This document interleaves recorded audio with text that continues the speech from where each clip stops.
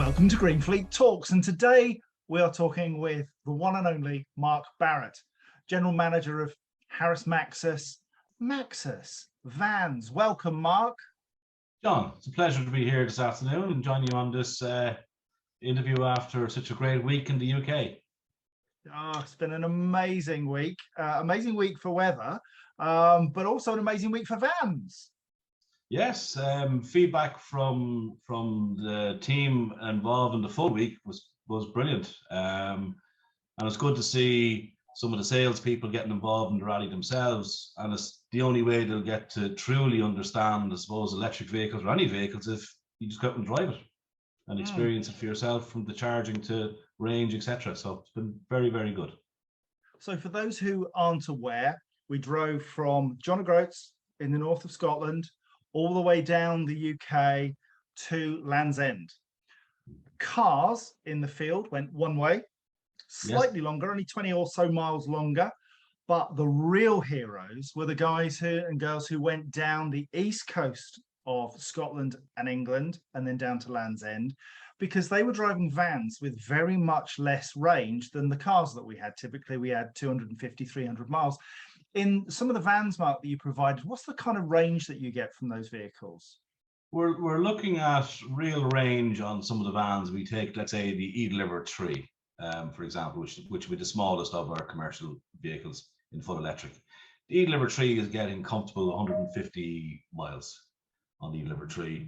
And that's probably been a worst case scenario route because there's been a lot of motorway driving. If you nip off into the cities, we know then that with regen, etc., it's an environment that EVs love, and obviously then the range of that then could extend up to circa 200 if for city use only. But on the rally, worst case scenario has been motorways, all high speed, I suppose, driving and stuff. But 150 miles on the E-Deliver 3, comfortable. And then on the E-Deliver 9, we've been getting between 155 up as far as 190 on the big 88.5 kilowatt. I suppose the obvious question is, Maxus is a relatively new entrant into the market, but hugely successful very quickly. What attracted you to do the GBEV Rally? We're all talking about electric vehicles and the transition that has to happen, and some vehicles are better than others. And there's only one way to truly do it, is put the vehicles out there. Let's prove. We put telematics with Max Intelligence on board in all the vehicles. We've captured real life data as regards to charging times, etc. And that was one of the things that come up during the rally, was the actual speed of charging on some of the vehicles was a lot greater than we state it is. In some cases up to 79 and 80 kilowatt on the rapid chargers, which has been quite good. So it's been a good fact-finding mission. We've learned a lot about the charging side of it, and obviously the range, and even fitting different accessories to the vehicles, whether it's a roof rack on one of the vehicles to a drop side where we had a cage tipper last year on the same vehicle. So it's been very, very good as regards getting good information and proper real data back. The reality is that having a roof rack on increases the drag. It reduces the amount of miles that you can do, but it wasn't massive, was it? I mean, the guy who drove it was Paul Kirby, yes. And my understanding was that he maybe saw 10% reduction in the range that he was doing. 10%, and that was based on motorway use mainly.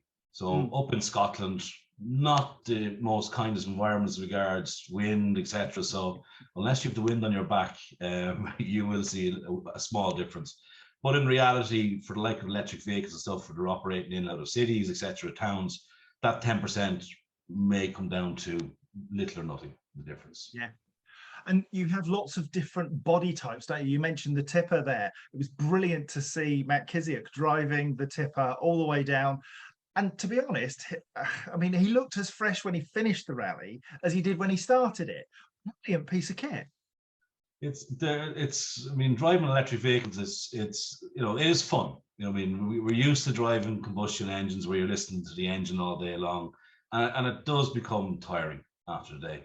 And if you're in cities and stuff and you're driving and you're changing gears or start stopping, Where in an electric vehicle, you're just in this nice, quiet environment, and getting out of the vehicle, then even you're mellow.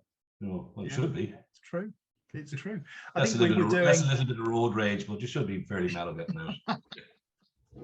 Something in the region of 300 miles a day, and I guess that meant that the van guys had to charge at least twice. So once during the day and then once at the end of the day to be ready for the next day. What other challenges did you face along the way with the vans? We obviously done the rally last year in Scotland, and this year the guys noticed a massive difference in the public infrastructure. They said it was brilliant. I mean, they've came across more rapid chargers this year on routes where it was a challenge last year. So I mean, I know we're always kind of looking to find faults in government and roll out of chargers and stuff, but you know, I mean, hands up this year, they've been really, really good this year with regards the last 12 months of increasing the public charging network out there. And access seems to be getting a little bit better as well. Where before a lot of the charge stations were all designed and installed around EV cars and not bearing in mind what's coming down the road in the future as regards commercial vehicles and electric, that, you know, that same car parking spot needs to be slightly different. You know, we can't have restrictions on overhead, or certainly bringing a van into a car parking spot where before you ended up having to park in 2 spots maybe, or up on a footpath to try and get that DC charge cable into the vehicle. But this year has been good. It's been very positive.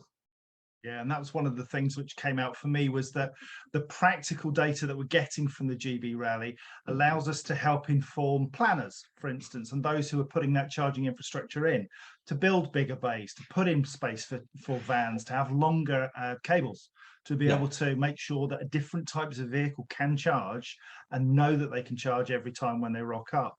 What about the highlights? What were the things that really made you smile and think, yes, we got that right? I suppose the team involved. I mean, I know they're passionate about what to do. I know they're passionate about the vehicles and this whole new world of electric.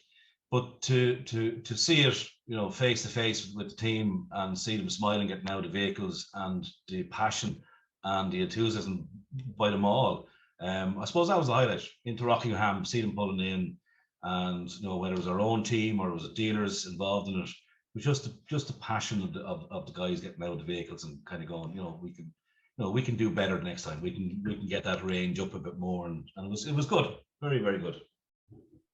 You talked about infrastructure and you said that there was a huge improvement.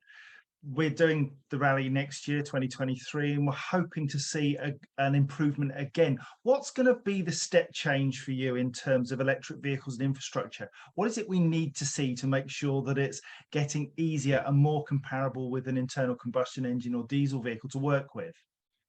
I suppose one of the simplest things that needs to be done, I suppose, is to leave charging the process as easy as possible. You know, why have 5 or 10 different apps or different companies? You know, let's centralize it that one card does all, or one membership does all. That's probably one of the things. It's just, we need to simplify the process of charging. I mean, Zap Maps is good. It shows us the charging, it shows us live updates and that.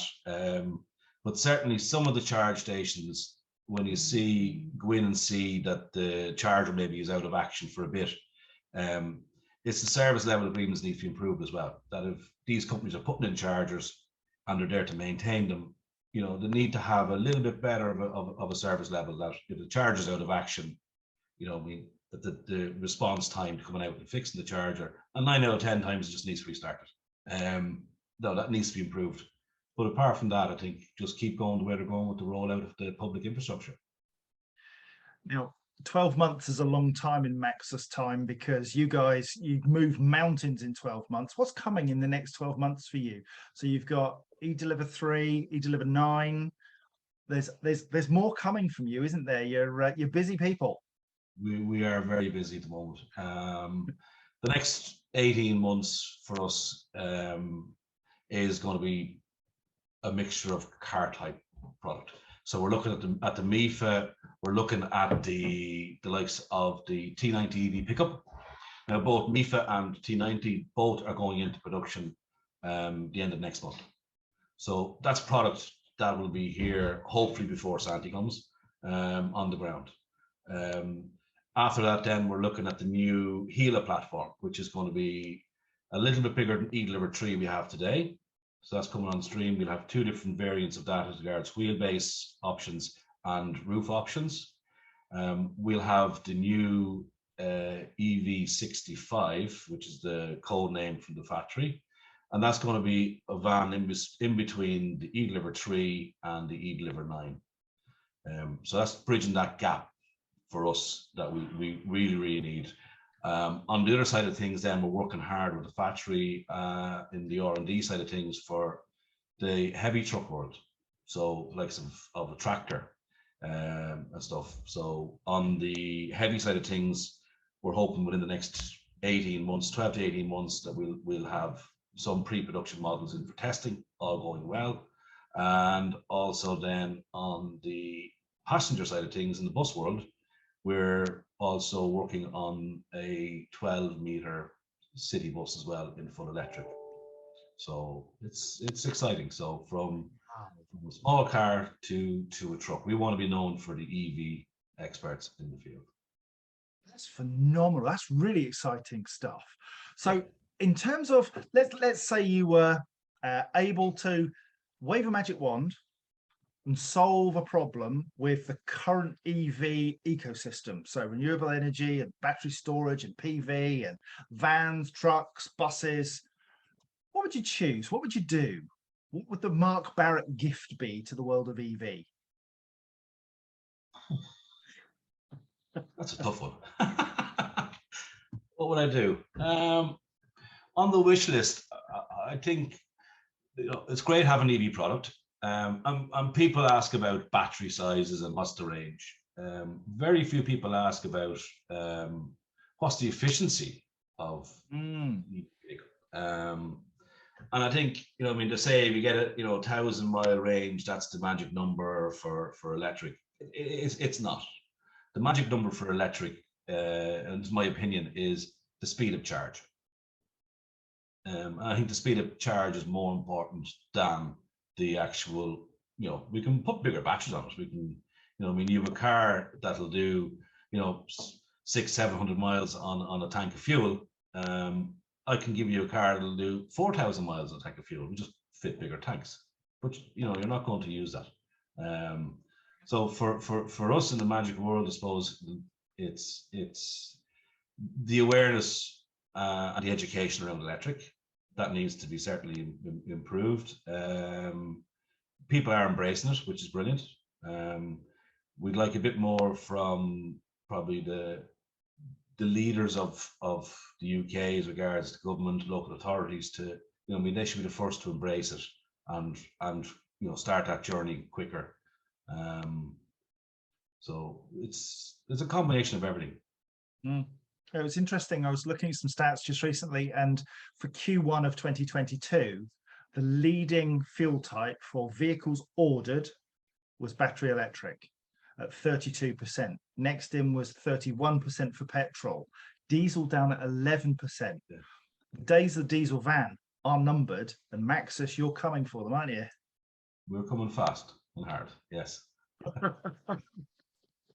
There's room for everybody to play, but Maxus, you've got product across the range. Mark, it's just fabulous to talk to you. Thank you for joining us on GreenFleet Talks, and looking forward to 2023. Absolutely, yeah. Here's to next year. Bigger challenge. Absolutely. More vehicles on the route from both passenger and commercial from Maxus. Glad to hear it. Thank you, Mark, very much indeed. John. Pleasure as always. Buddy. Thanks. Take care, mate. Cheers.